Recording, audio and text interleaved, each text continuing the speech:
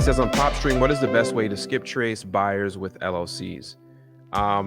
So this is real easy, and I like for people to go into a problem solving mind anytime they have a general question about real estate at all.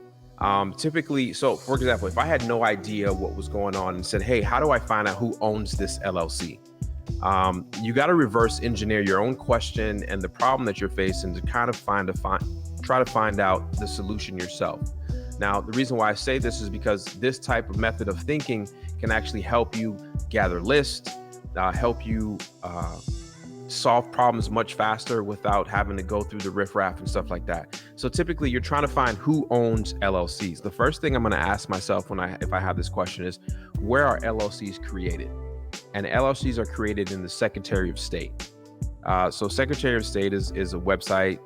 Every state usually has a website, and those are the ones who manage and create and manage the corporations in their state, LLCs, partnerships, all that stuff.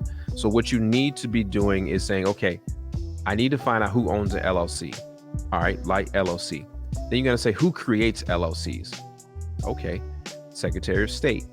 And what you want to do is you want to go to the Secretary of State and see if you can explore records of existing LLCs. The answer is yes, they do have an existing record of all LLCs.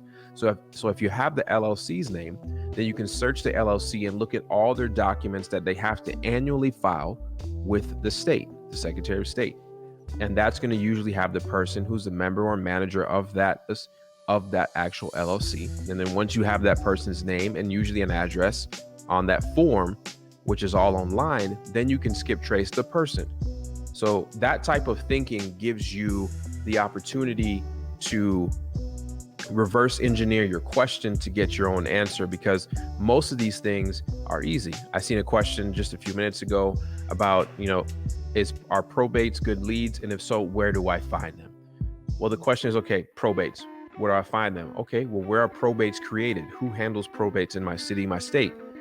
And then you say, well, it's a probate office. Well, I need to see if the probate office has records of current probates or past probates. So it's real simple. Like, hey, I want to find out how many houses are caught on fire in my area. Well, who puts out fires? The fire department.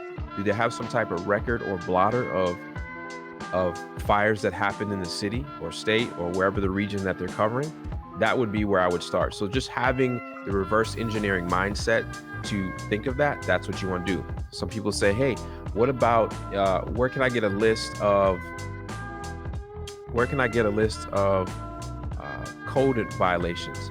Well, who gives out the code violations? Usually the city ordinance department.